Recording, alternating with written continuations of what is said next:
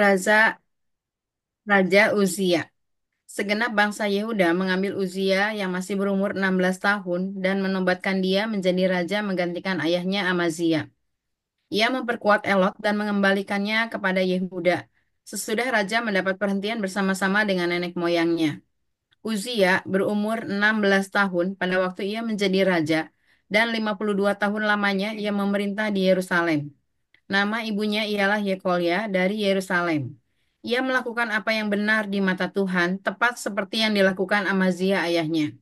Ia mencari Allah selama hidup Zakaria, yang mengajarnya supaya takut akan Allah, dan selama ia mencari Tuhan, Allah membuat segala usahanya berhasil. Amin. 6. Maka majulah ia berperang melawan orang-orang Filistin dan membongkar tembok Gad, Yabne, dan Asdod. Lalu mendirikan kota-kota di sekitar Asdod dan di lain-lain wilayah orang Filistin. 7. Allah menolongnya terhadap orang Filistin dan terhadap orang Arab yang tinggal di Gurbaal dan terhadap orang Meunim. 8. Orang-orang Amon membayar upeti kepada Uzia. Namanya termasuk sampai ke Mesir karena kekuatannya yang besar. 9. Uzia mendirikan menara di Yerusalem di atas pintu gerbang sudut, di atas pintu gerbang lebak, dan di atas penjuru, serta mengokohkannya. 10. Ia mendirikan juga menara-menara di padang gurun dan menggali banyak sumur karena banyak ternaknya, baik di dataran rendah maupun di dataran tinggi. Juga ia mempunyai petani-petani dan penjaga-penjaga kebun anggur di gunung-gunung dan di tanah yang disubur, karena ia suka pada pertanian. Amin. Ayat 11. Selain itu, Uzia mempunyai tentara yang sanggup berperang, yang maju berperang dalam laskar-laskar menurut jumlah anak buah yang dicatat oleh panitera Yeiel dan penata usaha Maaseya. Di bawah pimpinan Hanaya, salah seorang panglima raja. Kepala-kepala puak, pahlawan-pahlawan yang gagah perkasa itu seluruhnya berjumlah 2.600 orang. Di bawah pimpinan mereka terdapat satu bala tentara, terdiri dari 307.500 orang yang gagah perkasa dalam berperang untuk membantu raja dalam menghadapi musuh. Uzia memperlengkapi seluruh tentara itu dengan perisai, tombak, ketopang, baju zirah, busur, dan batu umban. Ia membuat juga di Yerusalem alat-alat perang, ciptaan seorang ahli, yang dapat menembakkan anak panah dan batu besar. Untuk ditempatkan di atas menara-menara dan penjuru-penjuru, nama raja itu termasyur sampai ke negeri-negeri yang jauh, karena ia ditolong dengan ajaib sehingga menjadi kuat. Amin. Amin. Ayat 16. Setelah ia menjadi kuat, ia menjadi tinggi hati sehingga ia melakukan hal yang merusak. Ia merubah setia kepada Tuhan Allahnya dan memasuki bait Tuhan untuk membakar ukupan di atas mezbah pembakaran ukupan. 17. Tetapi Imam Asaria mengikutinya dari belakang bersama-sama 80 imam Tuhan, orang-orang yang tegas. 18. Mereka berdiri di depan Raja Uzia dan berkata kepadanya, Hai Uzia, engkau tidak berhak membakar ukupan kepada Tuhan. Hanyalah imam-imam keturunan Harun yang telah dikuduskan yang berhak membakar ukupan. Keluarlah dari tempat kudus ini, karena engkau telah berubah setia. Engkau tidak akan memperoleh kehormatan dari Tuhan Allah karena hal ini. Ayat 19, tetapi Uzia dengan bokor ukupan di tangannya untuk dibakar menjadi marah. Sementara amarahnya meluap terhadap para imam, timbullah penyakit kusta pada dahinya di hadapan para imam di rumah Tuhan, dekat mezbah pembakaran ukupan. Ayat 20, imam kepala Asaria dan semua imam lainnya memandang kepadanya. Dan sesungguhnya ia sakit kusta pada dahinya. Cepat-cepat mereka mengusirnya dari sana. Dan ia sendiri tergesa-gesa keluar karena Tuhan telah menimpakan tulah kepadanya. Amin.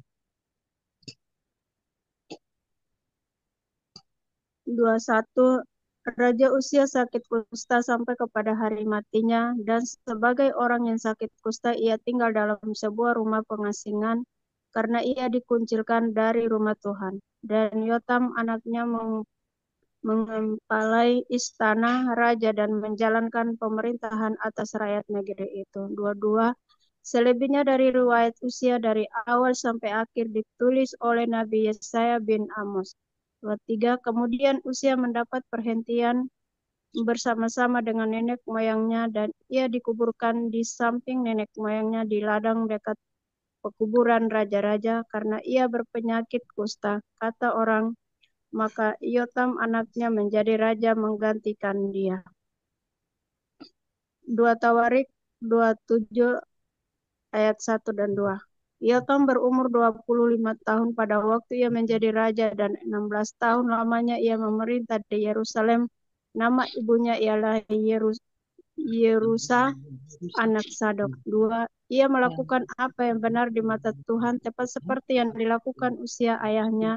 Hanya ia tidak memasuki bait Tuhan, tetapi rakyat masih saja melakukan hal yang merusak. Amin. Ayat 3, ia mendirikan pintu gerbang tinggi di rumah Tuhan dan mengadakan banyak pembangunan pada tembok Ofel. Ayat 4, ia mendirikan juga kota-kota di pegunungan Yehuda dan benteng-benteng serta menara-menara di hutan-hutan. 5, ia berperang melawan Raja Bani Amon dan mengalahkannya, sehingga pada tahun itu juga Bani Amon membayar kepadanya 100 talenta perak 10.000 kor gandum dan 10.000 kor jelai. Juga pada tahun kedua dan ketiga Bani Amon membawa upeti itu kepadanya. 6. Yotam menjadi kuat karena ia mengarahkan hidupnya pada Tuhan Allahnya. 7. Selebihnya dari riwayat Yotam, segala peperangan dan tingkah langkahnya sesungguhnya semuanya itu tertulis dalam kitab Raja-Raja Israel dan Yehuda. Amin. 8. Ia berumur 25 tahun pada waktu ia menjadi raja dan 16 tahun lamanya ia memerintah di Yerusalem. 9. Kemudian Yotam mendapat perhentian bersama nenek moyangnya dan ia dikuburkan di kota Daud, maka Ahaz anaknya menjadi raja menggantikan dia. 2 Tawarik 28 ayat 1. Ahaz berumur 20 tahun pada waktu ia menjadi raja dan 16 tahun lamanya ia memerintah di Yerusalem. Ia tidak melakukan apa yang benar di mata Tuhan seperti Daud bapa leluhurnya. 2. Tetapi ia hidup menurut kelakuan raja-raja Israel, bahkan ia membuat patung-patung tuangan untuk para Baal. 3. Ia membakar juga korban di Lebak Ben Hinnom dan membakar anak-anaknya sebagai korban dalam api sesuai dengan perbuatan keji bangsa-bangsa yang telah dihalaukan Tuhan dari depan orang Israel. Amin. Ayat 4, ia mempersembahkan dan membakar korban di bukit-bukit pengorbanan dan di atas tempat-tempat yang tinggi dan di bawah setiap pohon yang rimbun. Ayat 5, sebab itu Tuhan Allahnya menyerahkannya ke dalam tangan raja orang Aram. Mereka mengalahkan dia dan menawan banyak orang daripadanya yang diangkut ke Damsyik. Kemudian ia diserahkan pula ke dalam tangan raja Israel dan mengalami kekalahan yang besar. 6, sebab dalam sehari pekan bin Remalia menewaskan di Yehuda 120.000 orang. Semuanya orang-orang yang tangkas, oleh karena mereka telah meninggalkan Tuhan Allah nenek moyang mereka. 7. Dan Zikri, pahlawan dari Efraim, membunuh Maseya, anak raja, Azrikam, kepala istana, dan Elkana, orang kedua di bawah raja. Ayat 8. Orang Israel menawan dari saudara-saudaranya 200.000 orang, yakni perempuan-perempuan serta anak-anak laki-laki dan anak-anak perempuan. Mereka merampas juga banyak harta milik daripada orang-orang itu dan membawa rampasan itu ke Samaria. Amin. Ayat 9, tetapi di sana ada seorang nabi Tuhan yang bernama Oded. Ia pergi menemui tentara yang pulang ke Samaria dan berkata kepada mereka, lihatlah, karena kehangatan murkanya kepada Yehuda, Tuhan Allah nenek moyangmu menyerahkan mereka ke dalam tanganmu, dan kamu telah mengadakan pembunuhan di antara mereka dengan kegeraman yang sampai ke langit. 10. Dan sekarang kamu bermaksud menaklukkan orang Yehuda dan Yerusalem menjadi hambamu laki-laki dan perempuan. Tidak adakah pada kamu sendiri kesalahan yang besar terhadap Tuhan Allahmu? 11. Maka sekarang dengarkanlah kataku ini. Kembalikanlah orang-orang yang kamu tawan dari saudara-saudaramu itu karena murka Allah menyala-nyala terhadap kamu. 12. Lalu bangkitlah beberapa pemimpin Bani Efraim, yakni Azaria bin Yohanan, Berekia bin Mesilemot, Yehizkiah bin Salum, dan Amasa bin Hadlai menghadapi orang-orang yang pulang dari perang. 13. Dan berkata kepada mereka, jangan bawa tawanan-tawanan itu kemari, sebab maksudmu itu menjadikan kita bersalah kepada Tuhan dan menambah dosa dan kesalahan kita. Sesudah cukup besar kesalahan kita dan murka yang menyala-nyala telah menimpa Israel. Amin.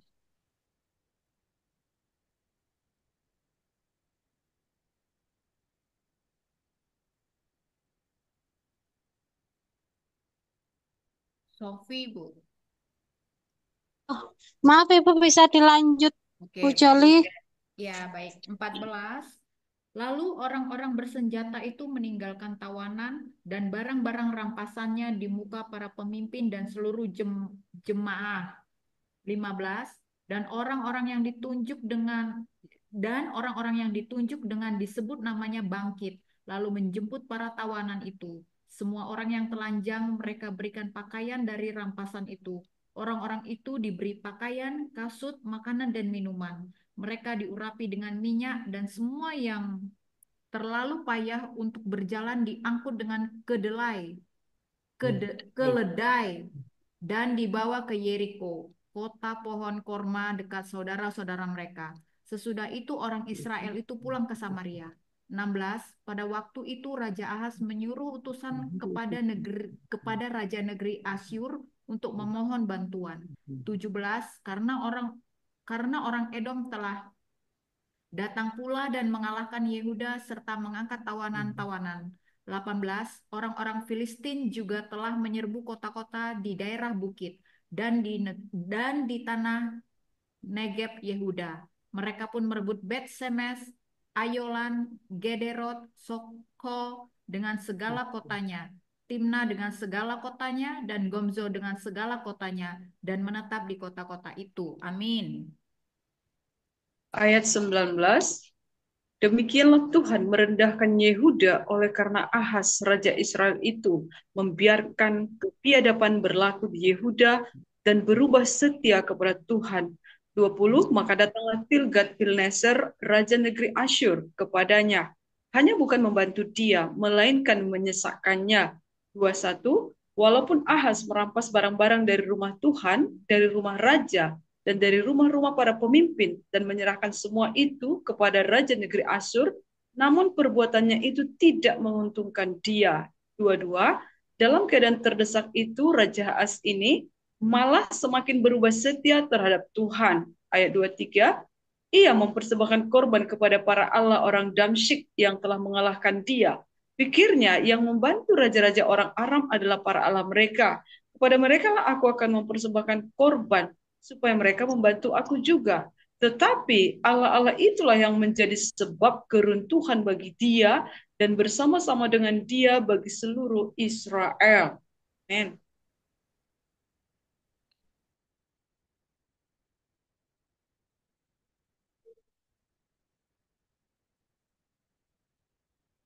Ayat 24, Ahaz mengumpulkan perkakas-perkakas rumah Allah dan menghancurkannya. Ia menutup pintu rumah Tuhan lalu membuat mezbah-mezbah bagi dirinya di segenap penjuru Yerusalem. Di tiap-tiap kota di Yehuda, ia membuat bukit-bukit pengorbanan untuk membakar korban bagi Allah lain. Dengan demikian, ia menyakiti hati Tuhan lalu nenek moyangnya. Selebihnya dari riwayatnya dan seluruh tingkah langkahnya dari awal sampai akhir, sesungguhnya semuanya itu tertulis dalam kitab-kitab Raja Yehuda dan Israel. Kemudian Ahaz mendapat perhentian bersama-sama dengan nenek moyangnya dan dikuburkan di dalam kota di Yerusalem, tetapi ia tidak dibawa ke pekuburan raja-raja Israel. Maka Hizkia anaknya menjadi raja menggantikan dia. 2 Tawarik 29 Ayat 1. Raja Hizkia. Hizkia berumur 25 tahun pada waktu ia menjadi raja dan 29 tahun lamanya ia memerintah di Yerusalem. Amin. Lanjut Bu, kembali ke saya ya. Oke. ya. Ayat 2, ia melakukan apa yang benar di mata Tuhan, tepat seperti yang dilakukan Daud bapa leluhurnya. Hizkia menguduskan kembali rumah Tuhan. 3, pada tahun pertama pemerintahannya dalam bulan yang pertama, ia membuka pintu-pintu rumah Tuhan dan memperbaikinya. 4, ia mendatangkan para imam dan orang-orang Lewi dan mengumpulkan mereka di halaman sebelah timur.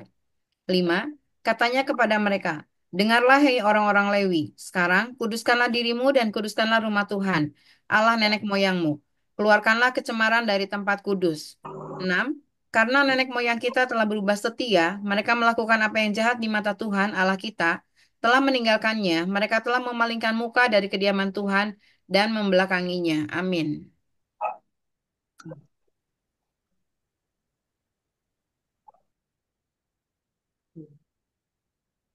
Di unmute Bu Harmoni. Oke. 7, bahkan mereka menutup pintu-pintu balai rumah Tuhan dan memadamkan segala pelita. Mereka tidak membakar korban ukupan dan tidak mempersembahkan korban bakaran bagi Allah orang Israel di tempat kudus. 8, sehingga murka Tuhan menimpa Yehuda dan Yerusalem. Ia membuat mereka menjadi kengerian, kedahsyatan, dan sasaran suitan seperti yang kamu lihat dengan matamu sendiri.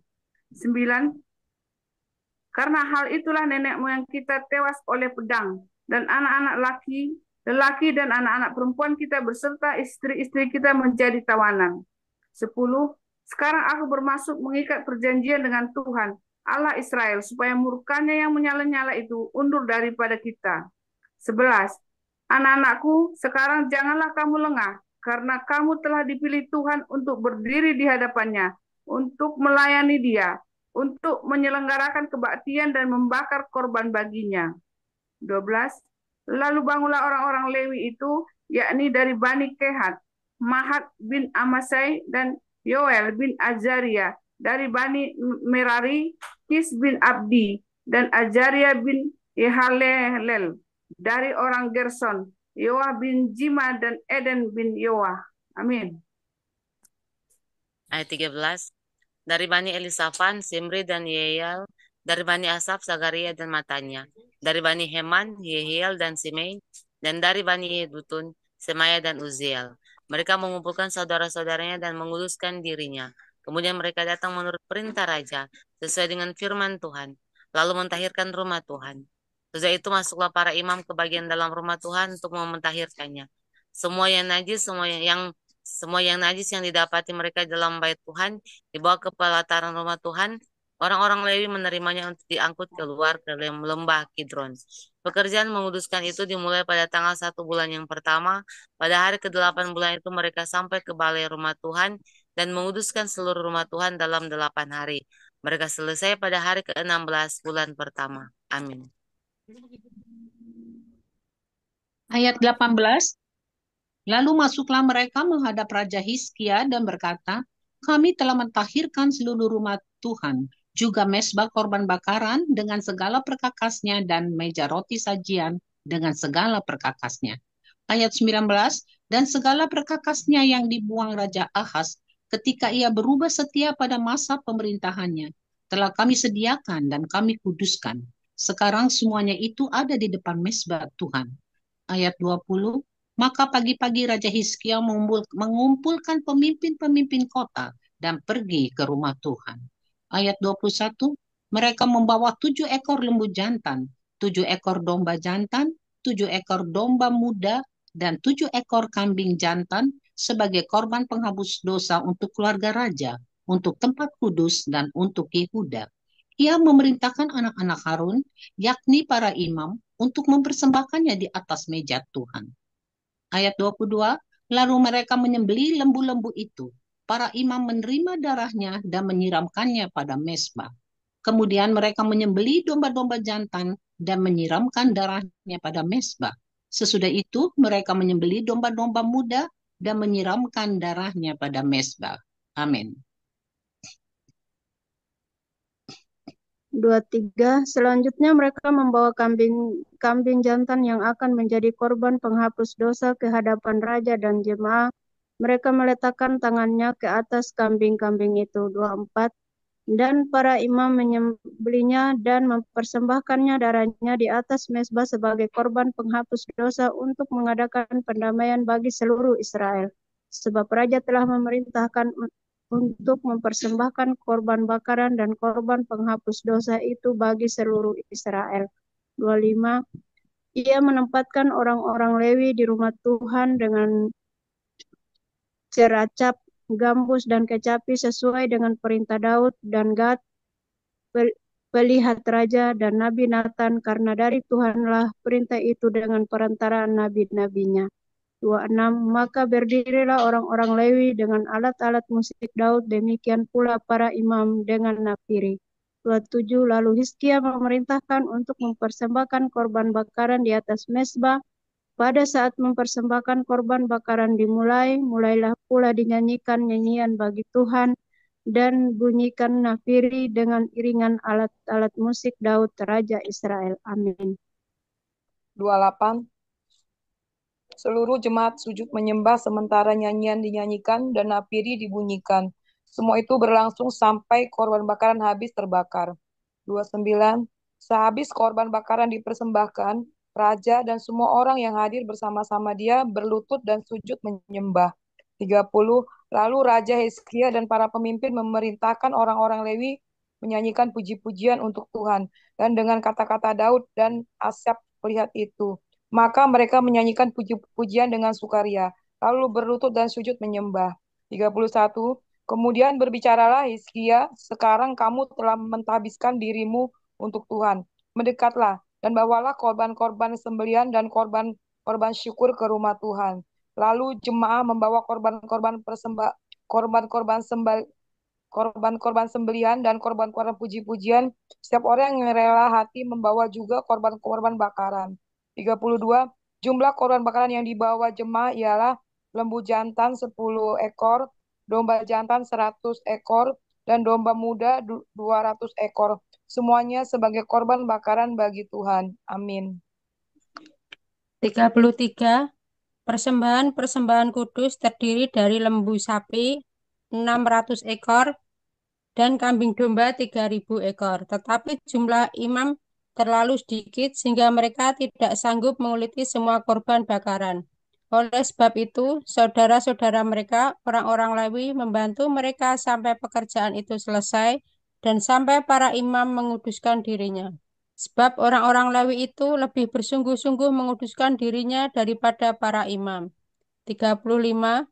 Lagi pula korban bakaran itu banyak, dengan segala lemak korban keselamatan dan segala korban curahan pada korban-korban bakaran itu. Demikianlah ibadah di rumah Tuhan ditetapkan kembali. 36.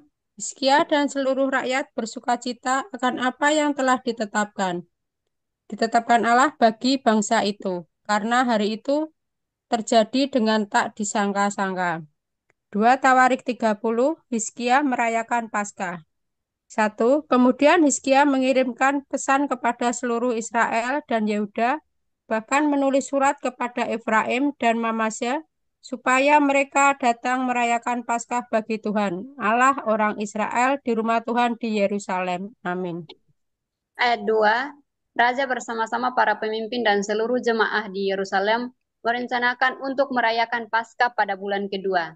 Ketiga, karena mereka tidak dapat merayakannya pada waktunya, sebab para imam belum menguduskan diri dalam jumlah yang cukup dan rakyat belum terkumpul di Yerusalem. Ayat 4, rancangan itu diterima baik oleh raja dan seluruh jemaah. Ayat 5, mereka memutuskan untuk menyiarkan maklumat di seluruh Israel, dari Berseba sampai Dan, supaya masing-masing datang ke Yerusalem merayakan Paskah bagi Tuhan Allah Israel, karena mereka belum merayakannya secara umum seperti yang ada tertulis. Ayat 6, ke seluruh Israel dan Yehuda, membawa surat dari raja dan para pemimpin dan mengatakan sesuai dengan perintah raja. Hai orang Israel, kembalilah kepada Tuhan Allah Abraham, Ishak dan Israel. maka ia akan kembali kepada yang tertinggal daripada kamu, yakni mereka yang terluput dari tangan raja-raja Asyur. Amin. Ayat 7, janganlah berlaku seperti nenek moyangmu dan saudara-saudaramu yang berubah setia terhadap Tuhan, Allah nenek moyang Allah nenek moyang mereka, sehingga ia membuat mereka menjadi kedahsyatan seperti yang kamu lihat sendiri. 8, sekarang janganlah tegar tengkuk seperti nenek moyangmu. Serahkanlah dirimu kepada Tuhan dan datanglah ke tempat kudus yang telah dikuduskannya untuk selama-lamanya, serta beribadalah kepada Tuhan Allahmu, supaya murkanya yang menyala-nyala undur daripadamu. 9, karena bila mana kamu kembali kepada Tuhan, maka saudara-saudaramu dan anak-anakmu akan mendapat belas kasihan dari orang-orang yang menawan mereka, sehingga mereka kembali ke negeri ini. Sebab Tuhan Allahmu pengasih dan penyayang, Ia tidak akan memalingkan wajahnya daripada kamu, bila mana kamu kembali kepadanya. Ayat 10, ketika pesuruh-pesuruh cepat itu pergi dan dari kota ke kota, melintasi tanah Efraim dan Manasye sampai ke Zebulon. Mereka ditertawakan dan diolok-olok. Ayat 11, namun beberapa orang dari Asyir, Manasye, dan Zebulon merendahkan diri dan datang ke Yerusalem. Amin. Sofi, saya ya. 12, di Yehuda nyata pula tangan Allah yang membulatkan hati mereka untuk melakukan perintah raja dan para pemimpin sesuai dengan firman Tuhan. 13, maka berkumpullah di Yerusalem banyak orang, suatu jemaah yang sangat besar, untuk merayakan hari raya roti tidak beragi pada bulan yang kedua. 14, lalu bangunlah mereka menjauhkan mesbah-mesbah yang ada di Yerusalem. Juga semua mesbah korban ukupan disingkirkan dan dibuang ke lembah Kidron. 15, kemudian disembelihlah domba Paskah pada tanggal 14 bulan kedua. Maka para imam dan orang-orang Lewi merasa malu, lalu menguduskan dirinya dan membawa korban bakaran ke rumah Tuhan. 16, mereka berdiri pada tempatnya menurut peraturan yang berlaku bagi mereka masing-masing, sesuai dengan Taurat Musa, abdi Tuhan itu. Para imam menyiramkan darah yang diterimanya dari orang-orang Lewi. Amin. Ayat 17, sebab ada banyak di antara jemaah yang tidak menguduskan dirinya, sehingga menjadi tugas orang Lewi untuk menyembelih domba-domba Paskah bagi setiap orang yang tidak dapat menguduskannya bagi Tuhan, karena ia tidak tahir. 18, sebab sebagian besar dari rakyat, terutama dari Efraim, Manasye, Isakar, dan Zebulon, tidak mentahirkan diri, namun mereka memakan Paskah, walaupun tidak sesuai dengan apa yang ada tertulis. Tetapi Hizkia berdoa untuk mereka, katanya, Tuhan yang baik itu kiranya mengadakan pendamaian bagi semua orang.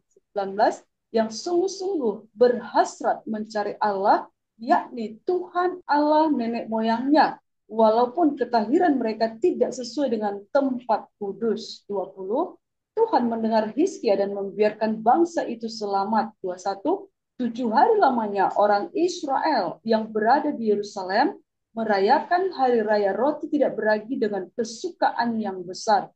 Sedang orang-orang Lewi dan para imam setiap hari menyanyikan puji-pujian bagi Tuhan dengan sekuat tenaga. Amin. Ayat 22, Hizkia mengucapkan kata-kata pujian kepada semua orang Lewi yang menunjukkan akal budi yang baik dalam melayani Tuhan. Demikianlah orang makan perayaan selama 7 hari sambil mempersembahkan korban persembahan dan mengucapkan syukur kepada Tuhan Allah nenek moyang mereka. Kemudian seluruh jemaah sepakat untuk berhari raya 7 hari lagi, lalu mereka berhari raya 7 hari lagi dengan sukaria. Sebab Hizkia Raja Yehuda telah menyumbangkan kepada jemaah 1.000 ekor lembu jantan dan 7.000 kambing domba. Juga para pemimpin menyumbangkan kepada jemaah 1.000 ekor lembu jantan dan 10.000 ekor kambing domba. Dan sebagian besar para imam telah menguduskan diri. Seluruh jemaah Yehuda bersukaria, juga para imam dan orang-orang Lewi dan seluruh jemaah yang datang dari Israel serta orang-orang asing baik yang datang dari tanah Israel maupun yang tinggal di Yehuda.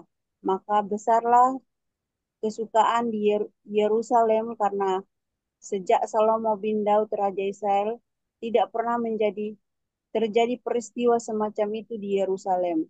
Sesudah itu para imam Lewi berdiri dan memberkati rakyat. Suara mereka didengar Tuhan dan doa mereka sampai ke tempat kediamannya yang kudus di sorga. Amin. Terima kasih Ibu-Ibu untuk pembacaannya. Mari kita renungkan 3 menit. Silakan Bu Joli.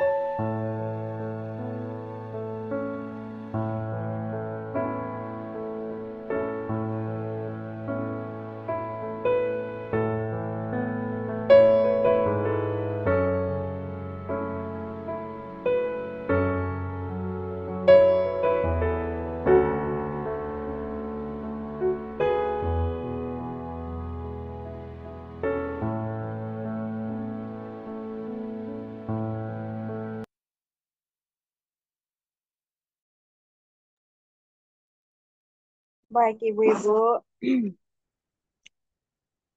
karena kita sudah membaca dari pasal 16 sampai 20, mungkin banyak rema yang kita dapatkan. Roh Kudus sudah menaruh dalam hati kita masing-masing. Mari kita berbagi ya sama-sama. Silahkan Ibu-Ibu, atau juga kesaksian mengenai pembacaan ini mungkin sesuai dengan apa yang kita alami setiap hari. Silahkan Ibu-Ibu, Bu Linda, Bu Esther, Bu Baik, Dede. Bu, saya mulai Ya, duluan ya, sambil nunggu ibu lain. Ya, jadi saya dapat rema itu sebenarnya semua menarik ya, tapi saya mulai dari eh, pasal 26. Jadi rema saya di 2 Tawarik pasal 26, eh, pertama ayat 5 ya. Saya bacakan, ia mencari Allah selama hidup Zakaria yang mengajarkan supaya takut akan Allah. Dan selama ia mencari Tuhan, Allah membuat segala usahanya berhasil. Lalu saya lompat ke 7, Allah menolongnya terhadap orang Filistin. Saya berhenti di situ. Lalu saya sambung lagi ke 16. Setelah ia menjadi kuat, ia menjadi tinggi hati, sehingga ia melakukan hal yang merusak. Lompat lagi ke 18. Eh, Mereka berdiri di depan Raja Uzia dan berkata, hai Uzia, engkau tidak berhak membakar ukupan kepada Tuhan. Hanya imam-imam keturunan Harun yang telah dikuduskan yang berhak membakar ukupan.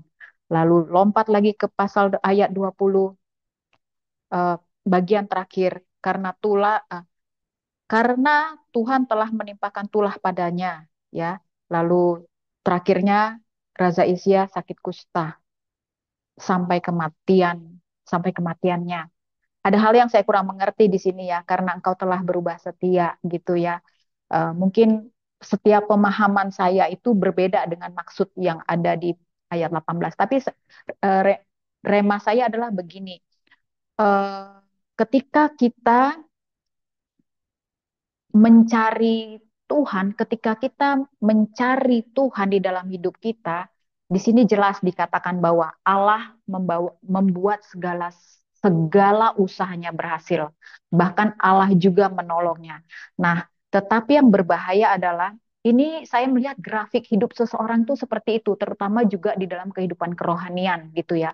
Ketika kita itu semakin kuat atau semakin naik grafiknya ke atas, kita itu seperti di sini rasa usia ya pasal 16 ayat 16, setelah ia menjadi kuat ia menjadi tinggi hati. Nah, itu pun sering kita lihat ya, baik di mungkin diri kita tanpa kita sadari, orang-orang di sekitar kita ketika sudah dia menjadi kuat gitu ya. Di dalam kehidupan kerohaniannya terjadi yang namanya kesombongan rohani tanpa disadari, tinggi hati. Nah, seperti ini ya, di 18. Jadi dia kan langsung kayak menyerobot gitu ya, merasa bahwa orang-orang itu apa namanya? Di sini kan dia tidak berhak sebenarnya membakar ukupan Tuhan kan? Dikatakan hanya imam-imam keturunan Harun lah yang dikuduskan. Tetapi dia menyerobot si Raja Uzia ini saking itu tadi merasa kuat dan merasa tinggi hati. Kemudian yang terjadi apa? Nah, Tuhan itu murka sampai pada akhirnya Tuhan itu menimpakan tulah kepada si Raja Uzia ini. Nah, ini terjadi juga dalam kehidupan setia. Maksud saya begini, refleksinya adalah eh, Tuhan itu pasti akan memberkati segala usaha kita, bahkan menolong kita ketika kita memang konsisten mencari Dia, ya, kita mencari Tuhan. Nah, yang berbahaya adalah jangan sampai ketika kita di satu titik ini pasti orang akan melihat, wow, hebat, wow, luar biasa, wow, doanya begitu. Nah, jangan sampai hal-hal di sekeliling kita, manusia-manusia ini mendistrak kita sehingga kita terjadi kesombongan rohani. Kenapa? Karena kita sudah bergaul dengan Tuhan. Hati-hati ya, ketika kita sudah bergaul dengan Tuhan dan membuat ayat Allah murka, Dia itu tidak sungkan-sungkan menghukum kita. Contohnya si Uzia ini dan raja-raja lain, Tuhan itu menghukum. Di sini dia sampai kematiannya dia diberi sakit kusta. Nah, kita jangan sampai Tuhan pun menghukum kita ketika kita sudah di dalam satu titik tertinggi mungkin ya, entah apalah gitu ya, Tuhan kasih karunia yang luar biasa, kita lupa diri dan kita sombong rohani, merasa lebih hebat daripada yang lain. Kesombongan itu tanpa kita sadari awal daripada kejatuhan kita. Seperti itu. Nah, kadang-kadang kita tidak sadar Tuhan itu menghajar kita juga dengan berbagai cara. Maka mungkin kita juga perlu refleksi, kok hidupku jadi begini ya? Kenapa kok jadi seperti ini? Kita perlu refleksi, ada nggak sih yang salah dari hidup saya? Ada nggak sih yang saya lakukan ini membuat murka Tuhan, sehingga kok Tuhan itu melakukan, sehingga kok hidup saya kok jadi begini? Nah, itu dia ya, refleksi, perlu refleksi diri. Kadang-kadang Tuhan mau memberi kita pelajaran dengan cara yang kadang-kadang kita tidak tahu seperti itu. Nah, saya juga di sini belajar juga ya, belajar terus mencari perkenanan Tuhan. Tuhan itu tidak punya masalah dengan permasalahan hidup saya. Ya, saya punya masalah dengan si A, si B. Tuhan itu tidak mau peduli soal itu. Dia hanya bermasalah dengan hati saya. Saya tuh taat nggak sih? Terus nggak sih cari dia? Atau saya mau melenceng gitu ya dengan yang hal-hal yang lain. Tuhan itu tidak mau. Saya sendiri ibu-ibu ya, saya tidak tahu ya, saya ini bagaimana hati saya dengan Tuhan, tapi saya belajar untuk selalu memang fokus melihat ke depan. Saya punya masalah banyak, tapi saya berusaha belajar untuk menyerahkan kepada Tuhan dan bicara. Mungkin orang bilang, kayak orang gila gitu ya, bicara sendiri, tapi saya nggak peduli. Saya kayak ngobrol sendiri seperti itu, seperti ada tanya jawab seperti itu ya. Dan saya berusaha mengikuti semuanya gitu ya. Seperti apa sih saya membiarkan mengalir semuanya seperti itu. Dan saya melihat itu Tuhan itu membuat segala sesuatu yang saya rencanakan itu berhasil. Padahal saya nggak ngoyo ya, nggak ngoyo tuh nggak maksa harus begini enggak. Saya hanya pasrah sama Tuhan. Yang sering saya bawa dalam doa itu adalah ini, seperti lagu kita tadi, bahwa apa yang kita miliki ini sebenarnya adalah titipan Tuhan. Jadi ini kita harus hati-hati. Ketika kita diberkati secara finansial, ketika kita diberkati secara rohani atau apapun itu, kita harus ingat bahwa ini adalah titipan Tuhan. Jangan sampai nanti titipan Tuhan itu membutakan mata kita dan semua diambil. Seperti itu. Kita harus ingat bahwa apa yang Tuhan kasih, Tuhan titipkan semua, kekayaan apapun itu, usaha yang diberkati dan segala macam. Kita harus ingat bahwa itu adalah titipan Tuhan. Sehingga tetap bersyukur dan mengatakan, Tuhan ini milikmu. Apalagi yang harus aku lakukan. Biasanya kalau kita bergaul erat dengan Roh Kudus, itu pasti akan ada saja pesan-pesan yang Tuhan sampaikan terhadap apapun yang Dia titipkan itu sama kita. Itu aja Bu Mensi, terima kasih, Tuhan berkati. Ya, betul. Terima kasih luar biasa Bu Joli. Jadi memang benar kita harus refleksi diri juga, harus mengingat bahwa segala sesuatu itu adalah milik Tuhan, baik jabatan, usaha, pekerjaan, dan apapun itu. Karena dengan melalui pelajaran kita, pembacaan kita malam ini, Uzia ya, jadi Tuhan buat dia berhasil. Tapi ketika itu, setelah itu dia lupa diri dan dia lupa bahwa segala sesuatu yang dia miliki adalah milik Tuhan. Jadi ini satu peringatan buat kita bahwa kita harus tahu bahwa segala sesuatu adalah hanya sementara juga ya. Jadi Tuhan beri kesempatan kita untuk menikmatinya. Mari kita selalu mengingat Tuhan ya. Terima kasih Bu Joli. Terima kasih ibu-ibu yang lain. Silahkan Kak Sofi yang senyum-senyum. Bu Linda cantik, Bu Esther, Bu Resti, Bu Dede. Saya boleh Bu sebentar. Tunggu Bu Sofi dulu. Bu Sofi udah buka kamera. Buka aja. Ya, satu kata dua kata biar menguatkan semua. Yuk. Oke, makasih Bu. Saya lanjut yang tadi ya. Saya cuma nyimak. Saya dapat yang Tawarit 26 ayat 5 itu yang tadi Bu Joli bilang. Cuma agak sedikit berbeda dengan apa yang saya dapat gitu. Ia mencari Allah selama hidup Zakaria yang mengajarinya supaya takut akan Allah, dan selama ia mencari Tuhan, Allah membuat segala usahanya berhasil. Nah, saya punya kesaksian yang 1 minggu yang lalu membuat saya down, yang membuat saya menjadi tinggi hati, yang membuat saya jadi apa ya? nggak bisa menahan emosi ketika Tuhan memberi intimidasi kepada saya dan saya didatangkan dengan seorang yang saya belum secara jujur saya tolong diam. Ya, lanjut. Sejujur dari lubuk hati saya belum memaafkan, tapi saya menerima segala konsekuensi yang saya terima, apa yang saya dapat saya sudah menerimanya. Tapi secara lahir, secara ini saya belum bisa memaafkan orang tersebut gitu. Dan orang itu kemarin itu datang ke saya dan saya mendingin hati dengan saya marah gitu. Saya nggak melihat Tuhan pada waktu itu. Emosi saya luar biasa sekali gitu. Dan di saat titik itu saya menjadi orang yang nggak ingat Tuhan gitu, nggak menomorsatukan Tuhan. Dan saya lebih mengutamakan amarah saya, egoisnya saya, dan itu banyak sekali yang saya korbankan. Saya libur pekerjaan saya sampai hampir 1 minggu ini dan itu benar-benar sangat merugikan saya secara ekonomis, secara mental saya juga dikuras karena suatu emosi gitu.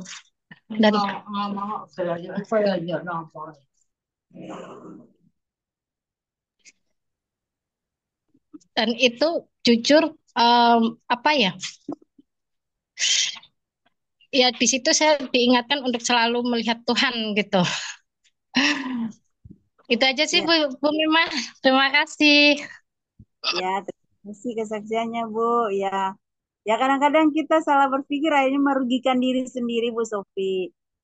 Harus mengendalikan diri dan lihat ke depan apa yang kita lakukan. Biar kadang-kadang dengan sedikit pikiran yang emosi, akhirnya kan kita mengorbankan waktu, tenaga, pikiran untuk hal-hal yang tidak mungkin sebenarnya bisa selesaikan, tapi akhirnya kita merugikan diri sendiri. Jadi harus dipikirkan, tetap mengandalkan Tuhan. Tanya Tuhan, Tuhan boleh nggak saya begini begitu? Biasanya begitu ya ibu-ibu. Jadi akhirnya kan kita akhirnya berhikmat juga ya. Kadang-kadang juga waktu kita diuji juga, bukan hanya karena pekerjaan kita. Kadang-kadang kita diuji juga ya dengan waktu kita. Kita yang harus belajar di situ. Terima kasih Bu Sofi untuk kesaksiannya. Tetap semangat Bu. Ya, silakan Bu Dede. Oke, ini saya melihat dari 2 Tawari 27 sampai 30 ini tuh kan ada 4 raja ya. Pertama yang tadi dibahas sama Ibu Joli, Raja Usia, kemudian Raja Yotam, kemudian Raja Ahas dan Raja Hizkia. Ini saya dapetin eh, dari karena kan Raja Yotam dan Raja Hizkia itu masing-masing mereka itu ditahbiskan menjadi raja di usia yang sama gitu, 25 tahun. Tapi kalau misalnya kita lihat eh, pentahbisan mereka itu, mereka semua ditahbiskan di usia yang muda gitu. Jadi dengan kata lain saya sampai berpikir begini, ternyata usia muda juga tidak membatasi seseorang untuk bisa menjadi seorang raja gitu kan. Jadi dengan kata lain, Allah tuh tidak pernah melihat usia, apakah dia termasuk yang cukup usia atau tidak cukup usia.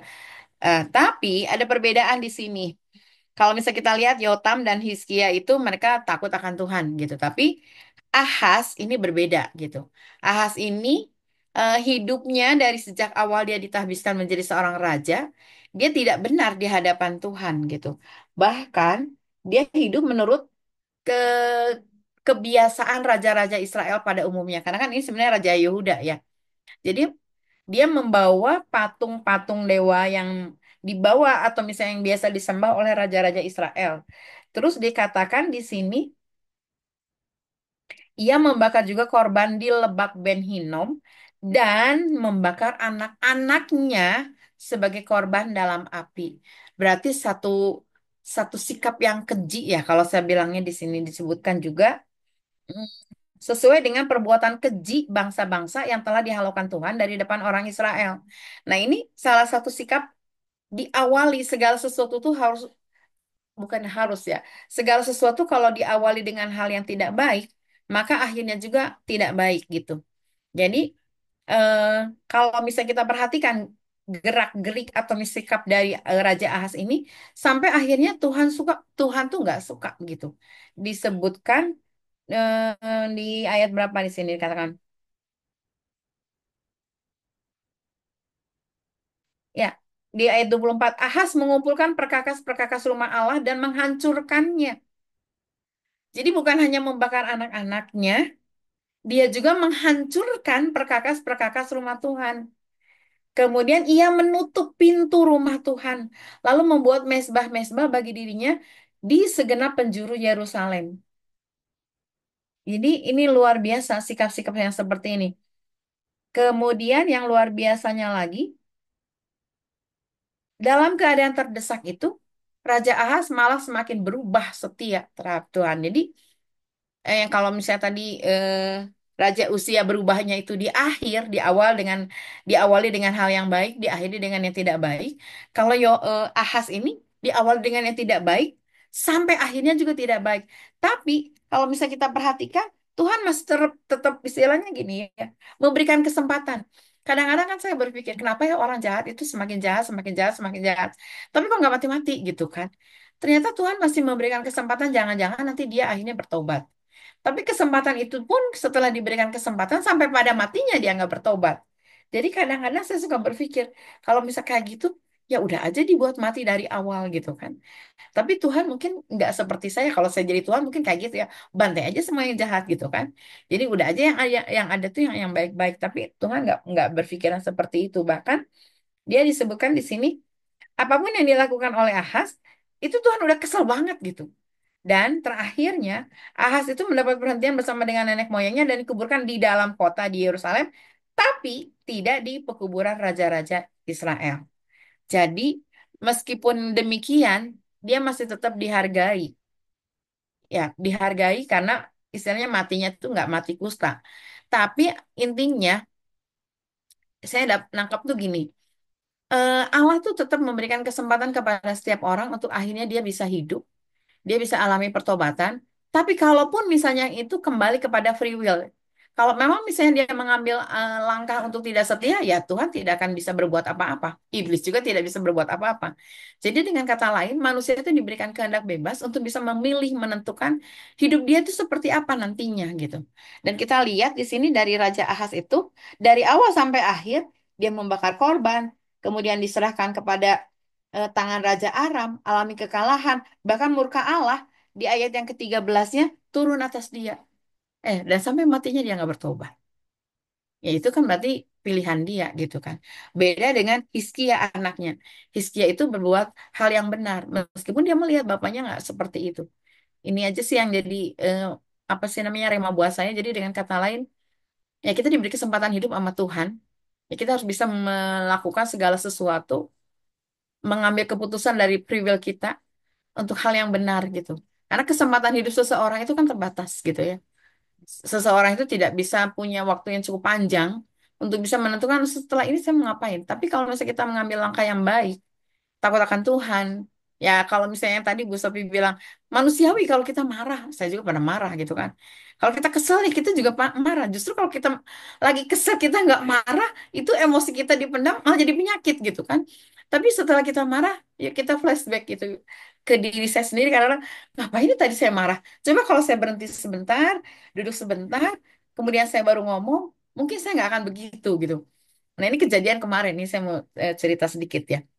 Kemarin itu tuh ya suami saya agak kesal sih sama satu satu kasus lah gitu ya, satu kasus. Karena dia beli barang ternyata dia nggak teliti gitu kan. Karena nggak teliti akhirnya ya harus kejeblos gitu dalam hal rugi gitu. Mungkin ruginya nggak disebut besar sih, tapi bagi kami cukup cukup besar sih. Sampai akhirnya suami saya udah ini, udahlah pokoknya gini, ambil langkah cepet gitu kan. Nah bersyukurnya pada waktu itu saya masih diberikan sikap yang eh, coba-coba cooling down dulu. Papa duduk dulu sebentar, yuk kita doa. Nah, justru kan dalam keadaan emosi kan anak sulit untuk berdoa ya. So, misalnya waktu itu bener-bener emosi, bener-bener pengen nyumpahin dan kalau bisa barang ini udah nggak usah dilihat lagi gitu. Udah pokoknya jual aja dengan harga rugi juga nggak apa-apa gitu kan. Tapi akhirnya sampai dia gini nanyanya aneh gitu. Indonya gimana? Sesuatu yang harusnya nggak usah ditanyain gitu. Ya udah, nah, ternyata memang dalam kondisi yang emosi tuh kita tuh kadang-kadang ke distract gitu untuk hal-hal tertentu. Dan akhirnya kita sama-sama duduk, kita doa.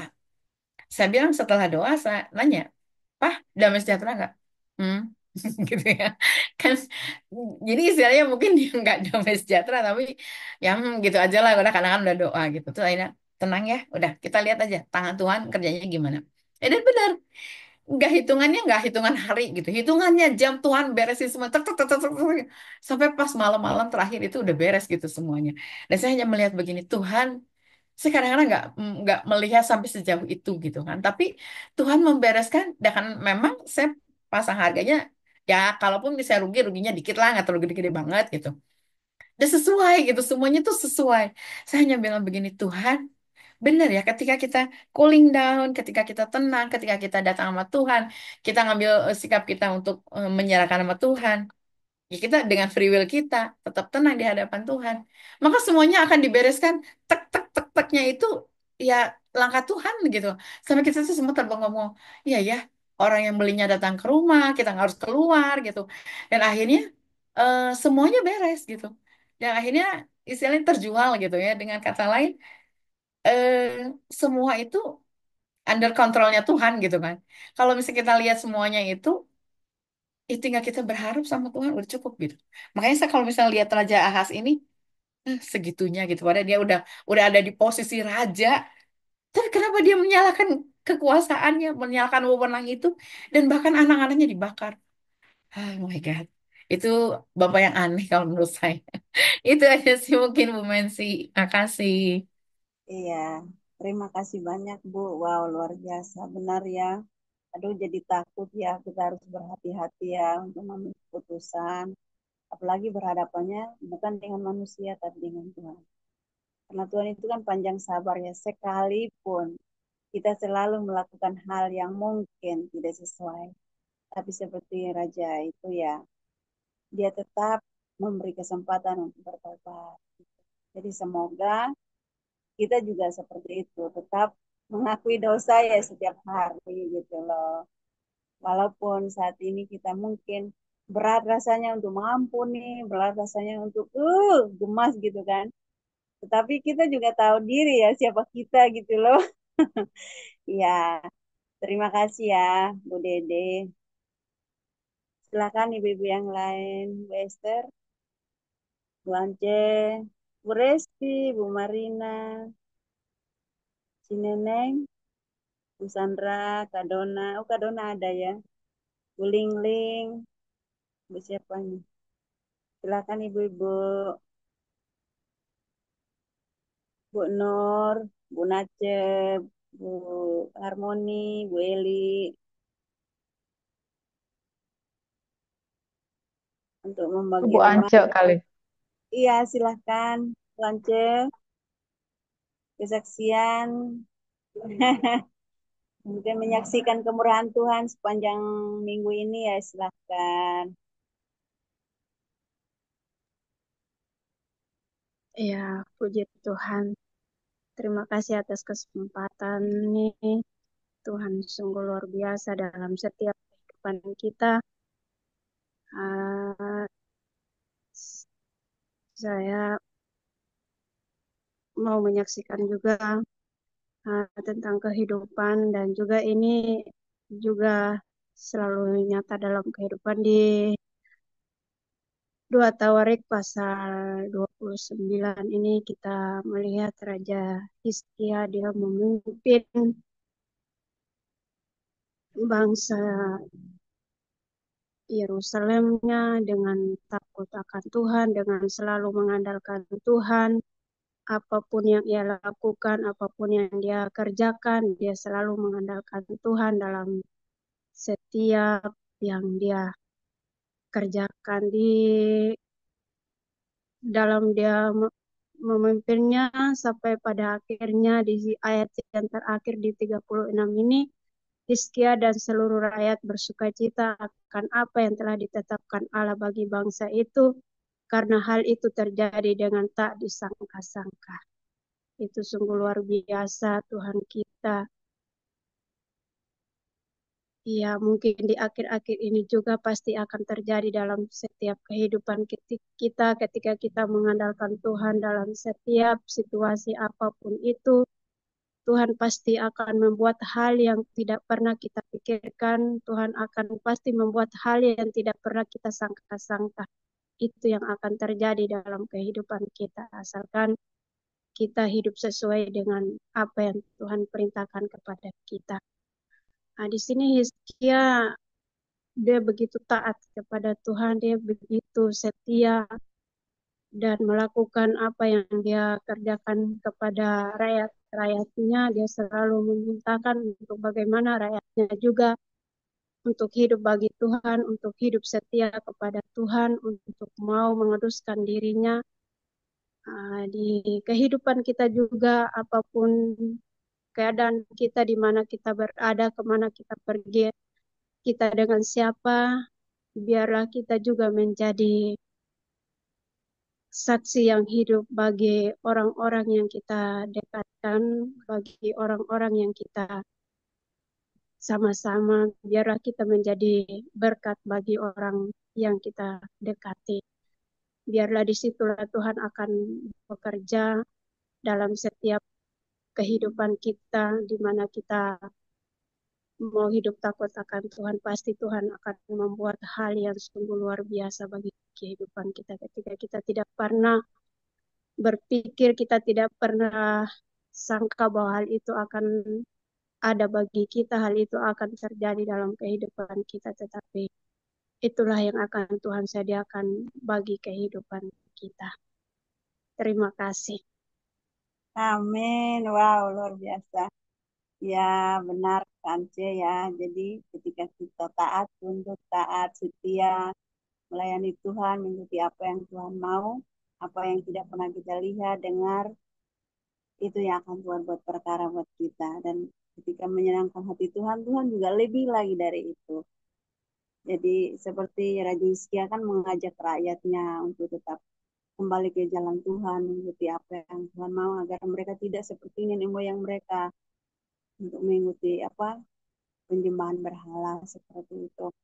Jadi memang malam ini juga saya mengambil satu pelajaran buat diri sendiri ya, bahwa satu, mengingat Raja Usia yang dengan melihat kekayaan sehingga akhirnya dia jatuh karena kesombongan. Akhirnya ganjarannya dia akan mengalami sakit penyakit. Terus saya juga melihat bahwa dengan segala sesuatu yang Tuhan izinkan terjadi, untuk kehendak bebas seperti Bu Dede bilang kan, untuk kita bisa memilih, gitu kan. Tuhan tidak pernah memaksa siapapun untuk menyembah Dia, gitu kan. Tetapi Dia ingin supaya kita benar-benar dari hati. Apa yang kita lakukan itu benar di hadapannya, dan walaupun kadang-kadang kita lupakan Dia ya, tapi Dia tetap setia. Itu yang kadang-kadang kita manusia gagal setianya di situ. Kadang lupa berdoa, kadang melakukan hal yang mungkin tidak, tetapi bukan semua orang ya. Ada hamba Tuhan, ada anak-anak Tuhan yang selalu setia karena tahu Tuhan adalah Allah yang setia, panjang sabar, gitu kan. Jadi kita juga harus mengingat bahwa karena Tuhan itu panjang sabar, hanya kita juga kadang-kadang main di belakang apa namanya Bu Dete, apa namanya maju mundur gitu loh maksudnya. Jadi kadang-kadang kita aduh ngeri lah pokoknya. Tapi ya puji Tuhan, kita di malam ini kita benar-benar ibu-ibu yang hebat luar biasa, menjadi prajurit Tuhan yang sangat tunduk takut kepada Tuhan Yesus ya. Silakan ibu-ibu, mungkin saya juga bersyukur dengan ibu-ibu yang luar biasa malam ini memberi kesaksian, menguatkan saya juga. Tetap hati-hati, tunduk, taat, mengingat apa yang Tuhan pesankan, gitu kan. Ya, silahkan Bu Linda, Bu Esther, yang belum nih, senyum-senyum. Iya. Saya ya Bu ya, Shalom. Bagi kita, rema yang saya dapat itu 2 Tawarikh 29 ayat 27 ya. Lalu Hizkia memerintahkan untuk mempersembahkan korban bakaran di atas mezbah Pada saat persembahan korban bakaran dimulai, mulailah pula dinyanyikan nyanyian bagi Tuhan dan dibunyikan nafiri dengan iringan alat-alat musik Daud Raja Israel. Seluruh jemaah sujud menyembah sementara nyanyian dinyanyikan dan nafiri dibunyikan. Langsung ayat 29, sehabis korban bakaran dipersembahkan, raja dan semua orang yang hadir bersama-sama dia berlutut dan sujud menyembah, ya. Ternyata mulai dulu pujian penyembahan itu nggak lepas, ya, di dalam membangun relasi kita dengan Tuhan, baik itu raja sekalipun gitu, ya, itu sangat memberi kesan yang baik pada saya. Apalagi Daud, ya, Daud ketika dia memindahkan tabut Allah itu, ya, dia sampai setiap 6 langkah itu kan memotong korban gitu, ya. Wow, hebat kali Daud ini gitu. Setiap 6 langkah ada korban yang dipersembahkan gitu. Berarti kan eh, lokasinya itu penuh dengan darah gitu, ya. Karena setiap 6 langkah satu hewan dikorbankan, 6 langkah lagi potong lagi, 6 langkah lagi dipotong. Berarti kan di situ banyak darah gitu. Jadi saya berpikir Tuhan, Daud aja raja gitu, ya, segitu hebatnya gitu memberi persembahan kepadamu. Lah aku ini Tuhan, apakah aku sudah berdarah-darah kepadamu gitu juga, ya? Masih sedikit aja masalah aku sudah bersungut-sungut gitu. Ini teguran kuat bagi saya gitu, ya. Oh, hebat banget ya. Daud aja Tuhan.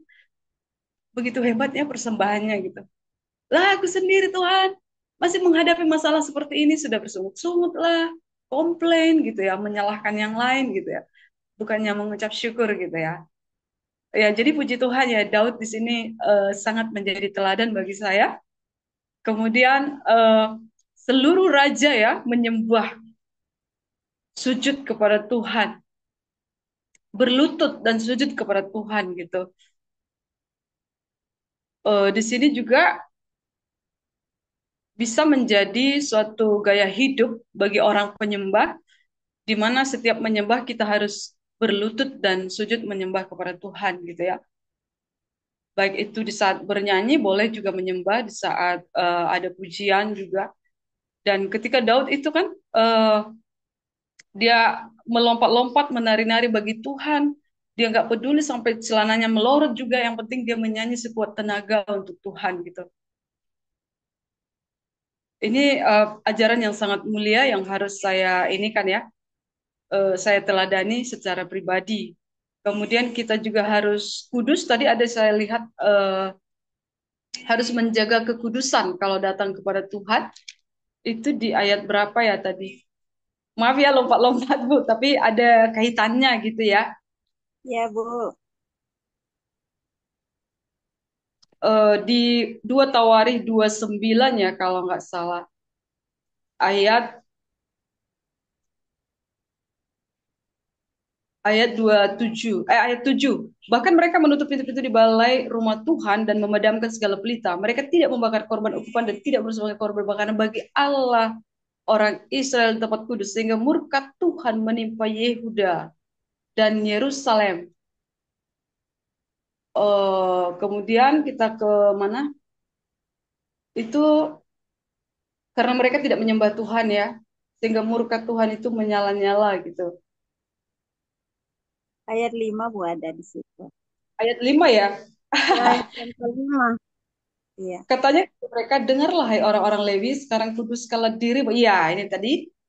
Dan kuduskanlah rumah Tuhan Allah nenek moyangmu. Keluarkanlah kecemaran dari tempat kudus, ya. Berarti Tuhan dari dulu berarti kekudusan sudah diajarkan, tidak hanya di perjanjian baru, ya. Kuduslah kamu sebab aku gitu, ya.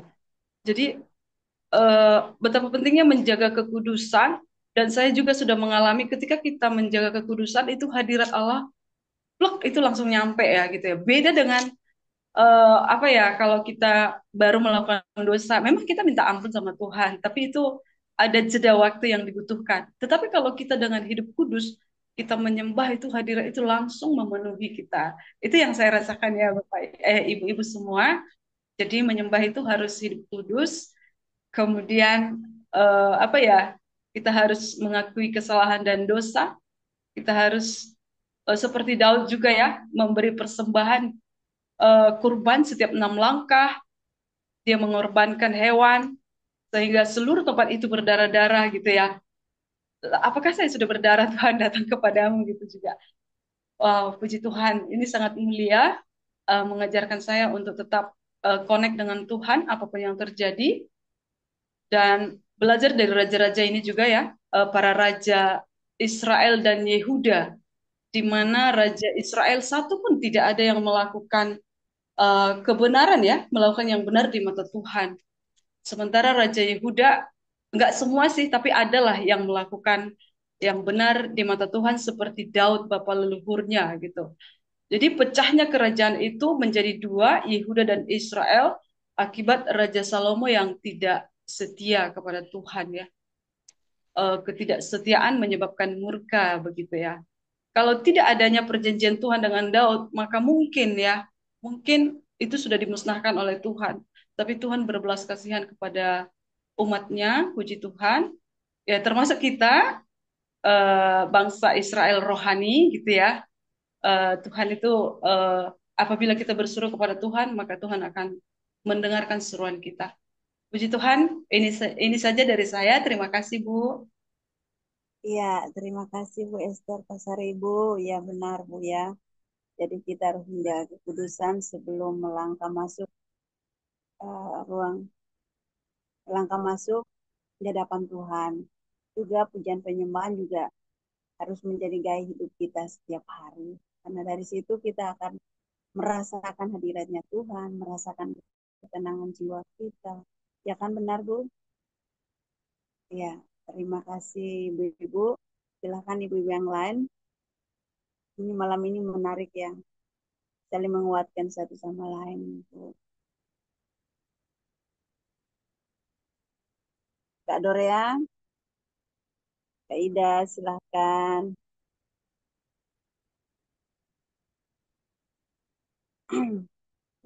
Baiklah Ibu-Ibu, mungkin saya juga ada sih ayat yang mungkin menguatkan kita, atau saya juga di ayat 22 Tawarik 30 ya, ayat 19, ayat 8 dan 9 saya bacakan. Sekarang janganlah tegar tengkuk seperti nenek moyangmu, serahkanlah dirimu kepada Tuhan dan datanglah ke tempat kudus yang telah dikuduskan untuk selama-lamanya, serta beribadah kepada Tuhan Allahmu, supaya murkanya yang menyala-nyala undur daripadamu.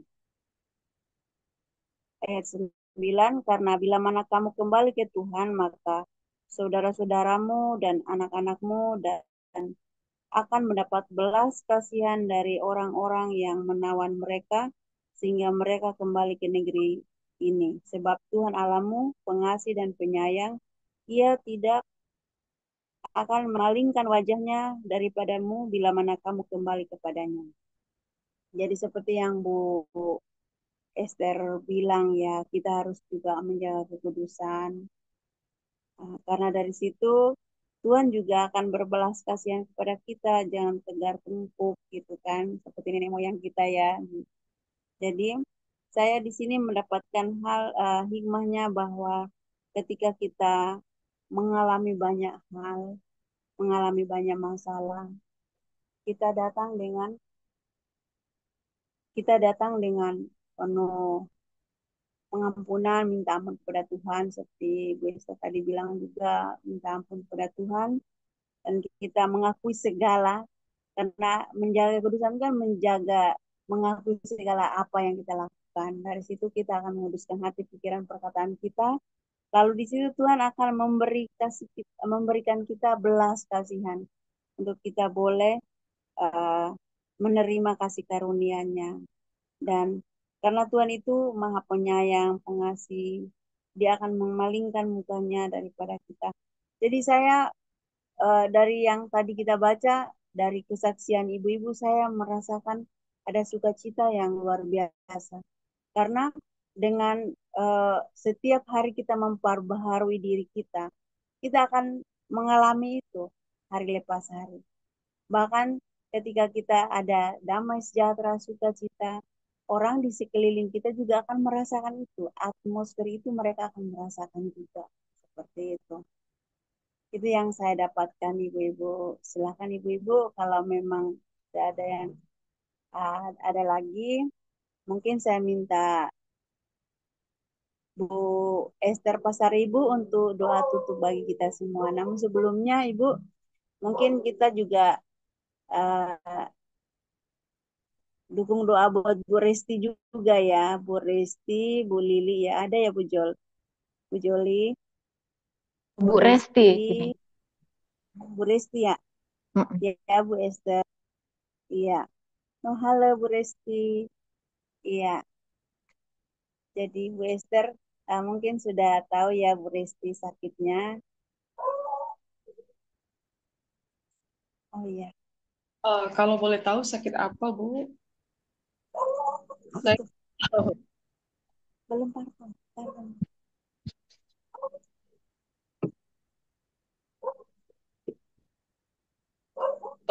Sakit apa tadi, Bu?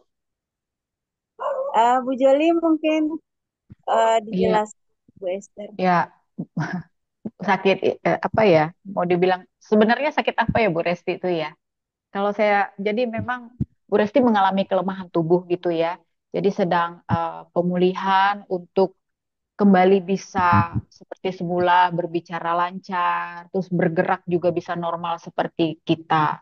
Ya, selama ini ya menurut dokter diagnosa dokter sakit saraf gitu ya, Bu Resti ya.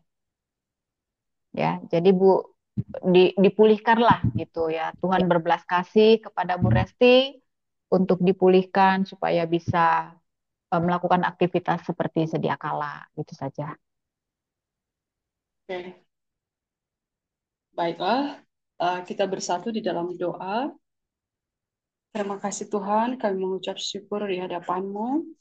Sesuai firman-Mu yang berkata, bersyukurlah dalam segala hal.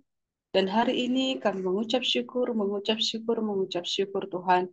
Terimalah ucapan syukur kami di hadapan Bapa, dan biarlah setiap pujian, penyembahan kami, manis kau dengar Tuhan. Terima kasih Bapa, Engkau sangat baik. Saat ini Tuhan kami berdoa melalui anak-Mu Tuhan Yesus. Urapi kami satu persatu yang hadir di dalam pembacaan Alkitab ini Tuhan. Di mana firman Allah itu adalah Allah itu sendiri. Di mana firman Allah itu adalah Allah yang hidup. Di mana firman Allah itu adalah kekuatan Allah sendiri. Terima kasih Tuhan dengan membaca firman ini dan merenungkannya serta membagikan rema yang kami dapatkan, maka kami menjadi hidup, kami menjadi kuat, kami menjadi mengalami kemenangan sukacita yang dari Engkau Tuhan. Kami bebas dari segala keterpurukan. Terima kasih Bapa. Engkau sungguh mulia, hanya Engkau yang layak dipuji, disembah, dimuliakan. Roh Kudus hadirlah bagi kami satu persatu di tempat ini. Roh Kudus jamah kami hanya mengandalkan Engkau Tuhan, sebab kekuatan kami tidak ada apa-apanya Tuhan. Terpujilah namamu di bumi dan di sorga. Biarlah segala yang bernafas memujimu Tuhan. Surga bumi menyembahmu. Semua suku bangsa sujud menyembahmu. Semua lidah akan mengaku bahwa Yesuslah Tuhan. Terima kasih Yesusku, bahwa firman-Mu ini memang menguatkan kami Tuhan. Firman-Mu ini benar-benar hidup di dalam kami dan menghidupkan kami. Firman-Mu ini benar-benar menjadikan kami kuat Tuhan menghadapi badai, menghadapi apapun kami tidak takut lagi. Sebab kami punya Yesus yang menjadi batu karang yang teguh di dalam hidup kami. Firman Allah hidup, firman Allah tetap untuk selama-lamanya. Sekalipun Tuhan rumput menjadi kering, oh Tuhan daun-daun semua menjadi layu, tetapi firman Allah tetap untuk selama-lamanya. Terima kasih Tuhan. Berkuasa atas kami. Hadirlah Roh Kudus. Kami mengandalkan Kau sepenuhnya Tuhan. Makasih Tuhan. Saat ini kami berdoa untuk Ibu Resti Tuhan. Tuhan, Roh Kudus hadirlah bagi Bu Resti. Mengalirlah darah Yesus. Mengalirlah darah Yesus di dalam tubuh Bu Resti. Tubuh jiwa rohnya dialiri oleh Roh Kudus. Dialiri oleh aliran-aliran kesembuhan yang dari Engkau Tuhan. Dialiri oleh darah Yesus Tuhan. Baik itu organ-organ tubuhnya, sel-sel darahnya Tuhan, panca inderanya, semuanya Tuhan, otot-ototnya Tuhan. Darah Yesus mengalir di seluruh tubuhnya, bahkan di pikirannya, di imajinasinya, di alam bawah sadarnya. Darah Yesus mengalir sepenuhnya Tuhan. Sebab melalui karyamu Tuhan, Engkau sudah menanggung semua kelemahan kami. Engkau sudah memikul semua sakit penyakit kami. Engkau sudah menanggung semua beban-beban kami Tuhan. Terima kasih Yesus atas pengorbananmu. Dan saat ini Bu Resti disembuhkan, dipulihkan oleh kuasa darah Yesus. Baik tubuh, jiwa, rohnya Tuhan. Baik pikiran, perasaan, kehendaknya Tuhan. Baik itu semua organ-organ tubuhnya, sel-sel darahnya yang menyebabkan dia lemah. Kami ikat, patahkan, hancurkan oleh kuasa darah Yesus. Semua kutuk nenek moyang, sakit penyakit, semua sakit hati, semua kepahitan Tuhan yang menyebabkan dia sakit, yang menyebabkan tubuhnya lemah, kami ikat, patahkan oleh kuasa darah Yesus. Saat ini kami undang Roh Kudus, kami undang hadirat-Mu Tuhan, kami undang surga-Mu hadir bagi Ibu Resti, kami undang kesembuhan Tuhan, dan juga kesehatan itu melimpah bagi tubuh jiwa rohnya Bu Resti. Kesehatan itu mengalir Tuhan di dalam darahnya. Sel-sel darahnya juga mengalir seluruh kesembuhan. Terjadi terobosan demi terobosan. Terobosan kesehatan, terobosan jasmani, terobosan rohani, terobosan finansial. Semua terobosan terjadi bagi Bu Resti dan bagi kami semua yang ada di Zoom ini Tuhan. Terima kasih Bapak, inilah doa kami Tuhan. Kami tetap bersyukur di hadapan-Mu. Terlebih dahulu Tuhan, hapuskanlah semua pelanggaran kami Tuhan. Semua dosa, pelanggaran, kesalahan kami, ucapan kotor, atau mungkin kami tidak sengaja Tuhan mengucapkan kata yang membuat orang lain tersinggung. Padahal maksud kami bukanlah menyinggung. Ampuni kami Tuhan, ampuni dosa pelanggaran kami, supaya kami layak di hadapan-Mu Tuhan, supaya kami bisa berelasi dengan-Mu dengan baik, supaya hadirat-Mu bisa kami rasakan Tuhan. Kami rasakan dengan aman, sempurna Tuhan. Kami rasakan dengan damai dan baik Tuhan. Karena hadirat-Mu sungguh mulia. Hadirat-Mu kami butuhkan. Hadirat-Mu mendatangkan ketenangan Tuhan. Terima kasih Bapa. Terima kasih Yesus. Terima kasih Roh Kudus. Terpujilah nama-Mu sekarang sampai selama-lamanya. Saat ini Tuhan berkati kami satu persatu, di mana kami akan melanjutkan aktivitas kami. Bahkan sampai malam nanti kami mau tidur, istirahat Tuhan. Tutup bungkus kami dengan kuasa darah Yesus. Biarlah kami tidur lelap, tidur nyenyak, dan mimpi indah Tuhan. Segala kuasa-kuasa gelap, segala mimpi-mimpi buruk, segala panah-panah api yang dikirimkan kepada kami, segala sakit penyakit yang dikirimkan kepada kami, segala dukun, jimat, santet, mantra, sihir, jampi, pelet, guna-guna, apapun itu Tuhan, yang tidak berasal dari Yesus, kami ikat, patahkan, hancurkan kuasa-Mu di dalam nama Yesus. Kami semua, harta benda kami, rumah kami, aset-aset kami, bahkan hewan peliharaan kami ditutup bungkus oleh kuasa darah Yesus, sehingga kami tidur lelap, istirahat dengan nyaman dan tenang. Di dalam nama Yesus, inilah doa kami yang singkat Tuhan. Kami berdoa dan mengucap syukur. Haleluya. Amin. Amin. Terima kasih.